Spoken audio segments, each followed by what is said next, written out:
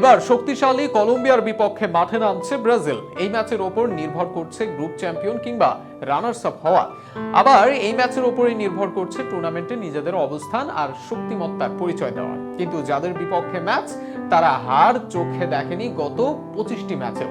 তাই কঠিন পরীক্ষায় শক্তিশালী একাদশ নিয়ে আর ভিন্ন ট্যাকটিক্সে মাঠে নামতে পারে ব্রাজিল। তাদের সম্ভাব্য ফরমেশন আর সম্ভাব্য একাদশ নিয়ে বিস্তারিত থাকছে প্রতিবেদনে। কলম্বিয়া নামটাই ব্রাজিলের জন্য এক আতঙ্কের নাম। সাধারণত লাতিনের দলগুলো বেশি অনৈতিক ট্যাকেল করে থাকে, আর কলম্বিয়াকে তো বলা হয় কংফু টিম। আর এই টিমটির বিপক্ষে মাঠে নামতে যাচ্ছে ব্রাজিল দল। এই ম্যাচের উপর অনেকটাই ভাগ্য নির্ভর করছে কোয়ার্টার ফাইনালে কোন প্রতিপক্ষ পাবে ব্রাজিল দল। কলম্বিয়ার সাথে যদি হারে বা ড্র করে, তাহলে টুর্নামেন্টের সবচেয়ে ফর্মে থাকা দল উরুগুয়ের সাথে কোয়ার্টার ফাইনালে মুখোমুখি হবে ব্রাজিল, যা চাইবে না ডোরিভাল।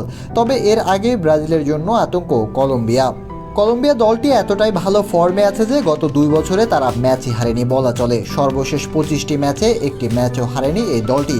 তাই কলম্বিয়ার বিপক্ষে বেশ খড়কাট পোড়াতে হতে পারে ব্রাজিলকে। গ্রুপ পর্বের শেষ ম্যাচটিতে ব্রাজিল দলের গোলরক্ষক হিসেবে থাকছেন এলিসন বেকার, তাতে কোনো সন্দেহ নেই।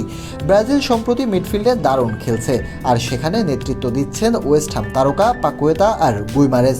এই দুজনের সাথে গোমেজকে দেখা যাবে এই ম্যাচের মিডফিল্ডে। আর ব্রাজিলের ডিফেন্স লাইনে আগামীকালও অভিজ্ঞ মার্কোনুসের সাথে দানিলো আর অ্যারেনা থাকবেন একাদশে। পাশাপাশি অন্য সেন্টার ব্যাক হবেন মিলিটাও। ভিনিকে নিয়ে অনেক বেশি কথা হলেও গত ম্যাচে সবাইকে চুপ করিয়ে দিয়েছেন ভিনি, করেছেন জোড়া গোল। ফলে এই ম্যাচেও মূল দায়িত্বে থাকবে তার উপরই।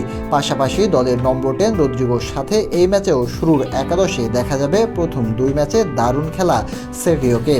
এই 4-2-3-1 ফরমেশন নিয়ে কলম্বিয়ার বিপক্ষে মাঠে নামবে ব্রাজিল। যেহেতু 1 পয়েন্ট পেলেই গ্রুপ পর্বের শীর্ষে থেকে শেষ 8-এ যাবে কলম্বিয়া, তাই তারা চাইবে যতটা সম্ভব বাজ করে খেলতে, অর্থাৎ ম্যাচ ড্র করার চেষ্টাতেই থাকবে কলম্বিয়া।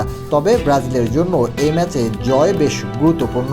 3 তারিখ ভোর 7টায় মাঠে গড়াবে এবারের কোপা আমেরিকার গ্রুপ পর্বের সবচেয়ে হাই ভোল্টেজ এই ম্যাচটি।